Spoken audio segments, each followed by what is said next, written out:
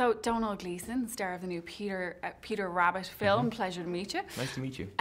Just your average love triangle film between a man, a woman, and a bunny. Yes, I would make it very clear that it is not not romantic from the bunny's point of view. She's more of a mother figure sort of thing.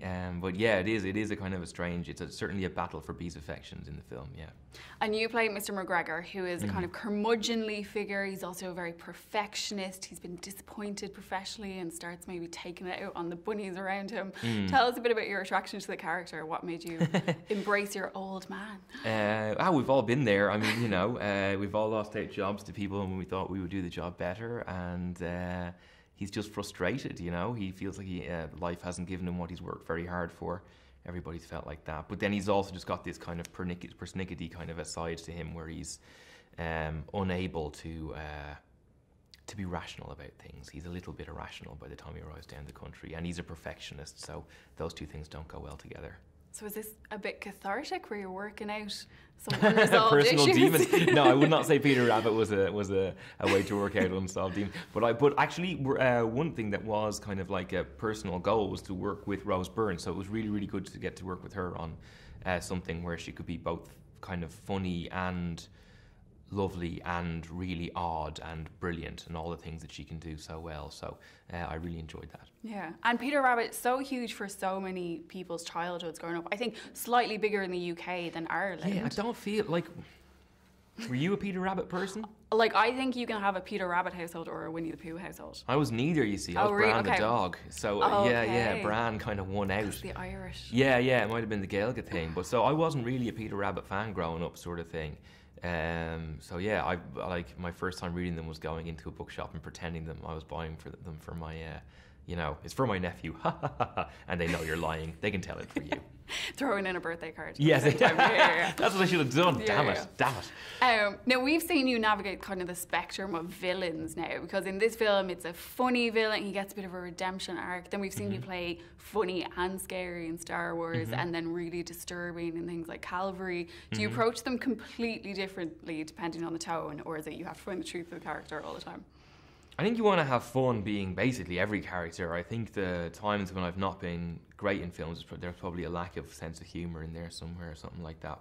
I think they're all very different people. I mean, they're all coming from a different place. And also you don't really think of them as villains, really. You've got to figure out why you like them and why you would like to kind of live in their skin for a while. So, in the same way that you think of any character as being different to any other character, it's the same with playing the guys who would conceivably be called bad guys, I suppose. But I hear, surprisingly, this was kind of one of the most physically rough shoots you've had in a while. Well, I think if you see the film, it may not be surprising. He gets like knocked around quite a bit. He gets blown into walls and fired off buildings and steps on a lot of rakes. So he has a tough time of it in it. And the director was keen for me to. I'm quite a distinctive shape. So he was keen for it to be me who got blasted into the walls and fired off the roof. So that was kind of part of the fun, though. I hadn't really done that kind of silly Home Alone-y type of stunt stuff before, but I've always loved it in films, always. So it was nice to give it a shot. And you do pay homage to kind of the sideshow Bob in the Simpsons rake scene. Is that just because you have red hair? Did they make you do that? I don't know. I mean, it's just striking me now that may have been the reason that I need to make a phone call to complain. But no, I don't think so. I think they just were looking for something. It was either that or stepping on hose. And I think rakes won out in the end.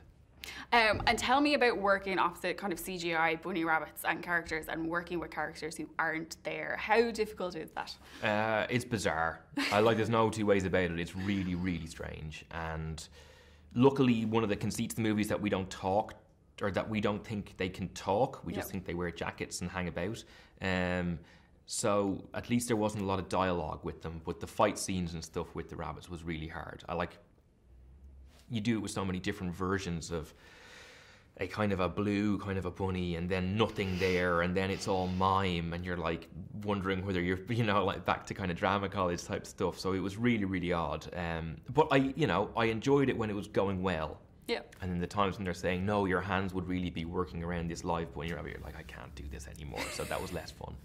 And you mentioned this has like a Home Alone style thing where, you know, the bunnies are playing pranks on your characters.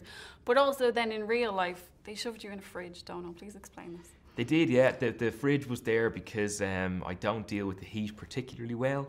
And shocking for an Irishman. I know. If you can't stand the heat, get out of Sydney, I guess should be the new thing, because that's where we shot it, and it was just crazily hot, and it was a lot of outdoor running, like sprinting, a lot of outdoor running around all day for like 10 hours, 11 hours at a time.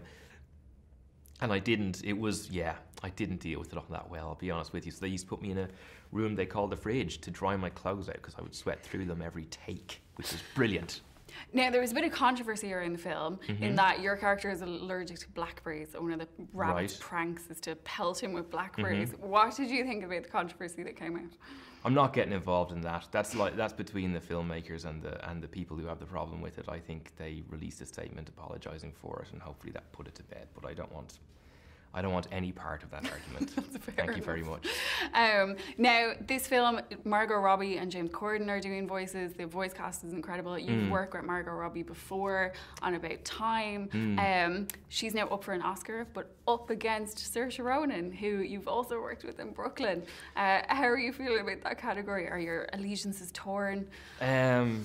Well, in a way, it kind of points out how mad the whole process is, because Frances McDormand is also up for it and just amazing in Martin McDonagh's film. And there's so many amazing performances in it, you know, and Sally Hawkins. There is no, winner out of that group. They're all just astonishing performances by astonishing actors. So I don't feel like my allegiances are torn. I'm just really happy that they were all recognised thus far. And hopefully it'll be a 5-way tie, and each of them can make a speech. That would be nice. And coming up next, you're working again with Lenny Abrahamson in The Little Stranger. We're really excited. What can you tell us about this film? Not a huge amount, really. I mean, it's based on a book, so you can read the book if you're interested by what the film will be about. But it's kind of a ghost story, kind of a classic, big old English house type thing, and there's a lot of darkness, and it's quite fraught, and a very strange energy to it, and a few scares along the way. But then it's a Lenny Abrahamson film, so it's kind of, it's also brilliantly psychological. So it was just an honour to work with him again, basically. But until then, some fun and laughs in Peter Rabbit. Domhnall Gleeson, thank you very much. Thank you very much.